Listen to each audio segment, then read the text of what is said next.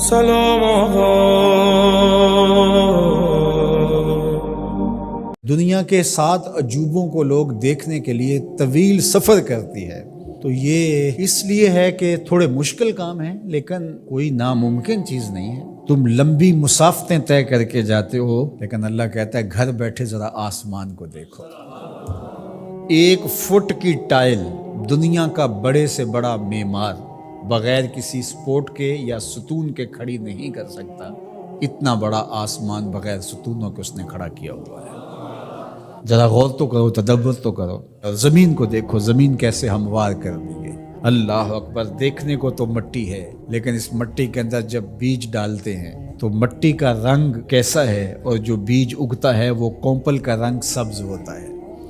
پھر اس کے اوپر شاخ، اور شاخ کے ساتھ پتے، پھر پتوں کے ساتھ کلیاں، اور کلیوں کے ساتھ پھر غنچے اور پھول، اور پھر پھل، اور پھل میں بھرا ہوا رس، رس کے اندر مٹھاس، اور اس کے اندر طبی خواص اور توانائی۔ مٹیالی زمین سے اگنے والے پودے کے رنگ میں سرخیاں کہاں سے آ گئیں؟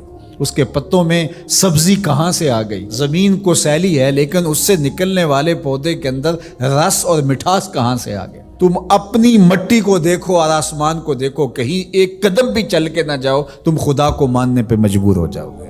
حضرت شیخ فرید الدین عطار کا ایک شعر مجھے یاد آیا، کیا خوبصورت بات کہی۔ سانے کزتی سلاتی می کند، کیسا کاریگر ہے، مٹی سے بادشاہ بنا دیتا ہے۔ یہ جو زبان بول رہی ہے یہ مٹی سے بنی ہوئی ہے، یہ جو آنکھیں دیکھ رہی ہیں یہ مٹی سے بنی ہوئی ہے، یہ جو کان سن رہے ہیں یہ مٹی سے بنے ہوئے ہیں، یہ دماغ جو سوچ رہے ہیں اور جو صغرے کبرے ترتیب دے رہے ہیں، جو کہا گیا وہ بھی، جو میں کہنا چاہ رہا ہوں وہ بھی یہاں گھوم رہا ہے، یہ دماغ بھی مٹی کا بنا ہوا ہے۔ یہ سیاہ گھنے بال، یہ خوبصورت چہرہ، یہ رنگوں کی سجی ہوئی دنیا، یہ سب کچھ مٹی۔ یہ پھول مٹی سے نکلا، یہ انار مٹی سے نکلا۔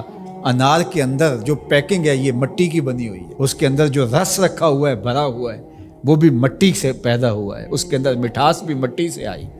کیسا کاریگر ہے جو مٹی سے کبھی انگور بناتا ہے، کبھی کھجور بناتا ہے، کبھی اسی مٹی سے سبزیاں پیدا کرتا ہے، کبھی اسی مٹی سے پھل پیدا کرتا ہے۔ تو یہ مٹی سے اس نے کیا کچھ بنا دیا۔ اگر آپ دیکھ لیجئے یہ پوری کائنات مٹی سے بنی ہے۔ یہ جو خوبصورت میز آپ کو دکھ رہی ہے یہ کہاں سے نکلی؟ یہ درخت سے آئی نہ، درخت کہاں سے نکلا؟ یہ مٹی سے نکلا۔ یہ لوہا کہاں سے نکلا؟ یہ مٹی سے نکلا۔ یہ ستون کہاں سے آیا؟ مٹی سے۔ یہ قالین کہاں سے آیا؟ یہ جو کپاس اگتی ہے اور یہ کپڑے بنتے ہیں یہ کہاں سے آئے؟ آپ بولیں گے مٹی سے۔ اپنے عضو کو دیکھ لیجئے، یہ سب مٹی سے بنے ہیں۔ آپ نظر گھما کر کے دیکھ لیں، آپ کو جو بھی شے نظر آئے گی آپ کو مٹی سے نکلی، زمین سے نکلی ہوئی دکھائی دے گی۔ غور کر لیں، تدبر کر لیں۔ اللہ اکبر، یہ شہنشاہ، یہ کج کلا، یہ کاریگر، یہ شاعر، یہ ادیب، یہ فلسفی، یہ بال کی کھال ادھیڑنے والے، یہ باتوں میں حسن پیدا کرنے والے، یہ شعر و دنیا کے بڑے بڑے جادوگر، یہ کہاں سے نکلے؟ جواب آیا مٹی سے نکلے۔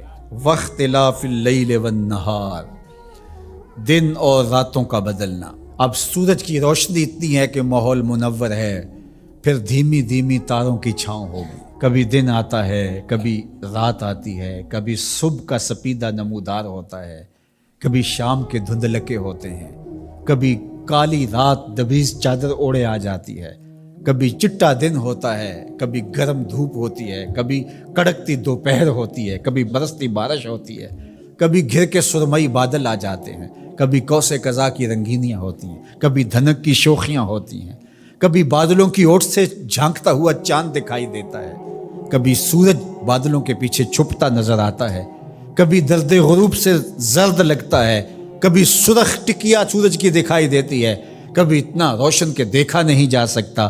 چاند کبھی جوان ہوتا ہے، کبھی بدر تمام ہوتا ہے، کبھی کھجور کی خشک ٹہنی کی طرح ہوتا ہے، کبھی اتنا باریک ہوتا ہے کہ لوگ دور سے دیکھ رہے ہوتے ہیں، دکھائی نہیں دیتا۔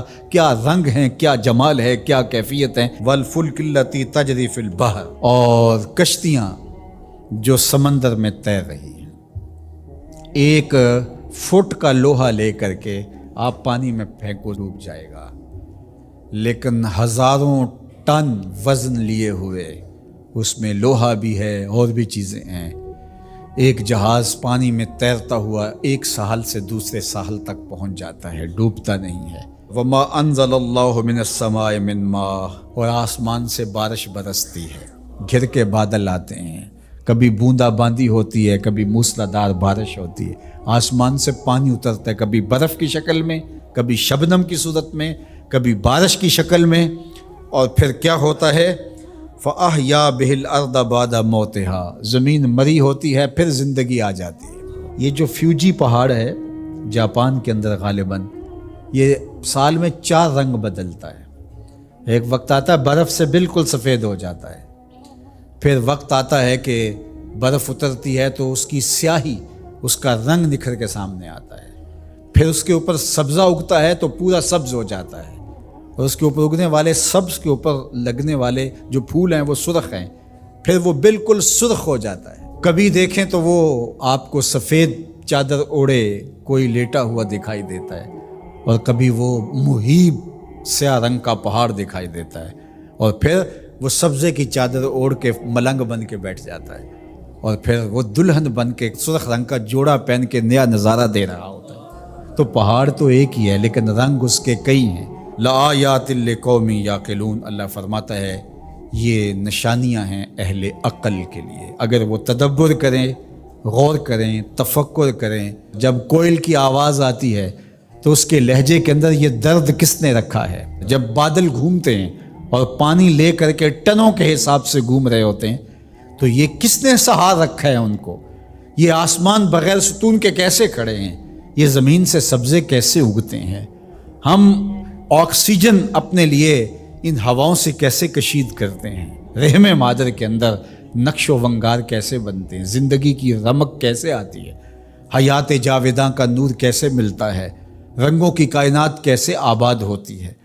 بچپن سے لڑکپن، لڑکپن سے جوانی، جوانی سے بڑھاپا، اللہ اکبر، اسی کی شانیں ہیں۔ تو کہا اگر تم غور کرو، تدبر کرو تو تم اس کے وجود کا انکار نہیں کر سکتے، اور جس تمہارے ایک رب نے یہ سب کچھ پیدا کیا، تمہارا حق ہے کہ تم اسی کو معبود مانو۔ تمہاری پیشانی، تمہاری جبین نیاز کسی اور کے آگے نہیں جھکنی چاہیے، تمہارا سر جھکے تو مالک کی دہلیز کے اوپر۔